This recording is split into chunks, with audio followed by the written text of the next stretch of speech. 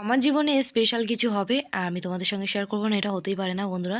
দেখো, আমার জীবনে যা কিছু হবে আমি কিন্তু তোমাদের সঙ্গে সবটাই শেয়ার করব। তোমাদের আগের একটা ভিডিওতে আমি বলেছিলাম যে আমার জীবনের সবথেকে একটা স্পেশাল দিন আসছে খুব তাড়াতাড়ি, আর বেশি দিন কিন্তু বাকি নেই। তো সেখানে তোমরা আমায় সবাই কমেন্ট করেছো বন্ধুরা, যে দিদিভাই তোমাদের বাড়িতে পুজো হবে নাকি তুমি কোনো মন্দিরে পুজো দিতে যাবে? তো কেউ বলেছো যে দিদি তোমার বিয়ে ঠিক হয়ে গেছে, বিয়ের দিন পড়বে দেখে কি লাল শাড়িটা নিয়েছো তুমি? তো চলো তোমাদের সব প্রশ্নের উত্তর দিয়ে দিচ্ছি আমি আজকে এই ভিডিওতেই। তার আগে দেখো, আমি বসে পড়েছি কিন্তু এই যে ব্লাউজ পিসটা করে কাটতে। ব্লাউজ পিসটা আমি বানাবো না, কারণ ব্লাউজ তো আমি কিনে নিয়েছি, তোমরা দেখেছোই। এটা দিয়ে আমি ঠিক করেছি আমার গোপাল সোনার সিংহাসনের পর্দা বানাবো। পর্দা দুই সাইড এখন যেহেতু ঠান্ডা পড়ছে। তো চলো আমি এই শাড়িটাকে এখন গুছিয়ে নেব। একটা দিদিভাই আমায় কমেন্ট করেছিল, সেই কমেন্ট আমার চোখে পড়েছিল, স্ক্রিনশট নেওয়া হয়নি।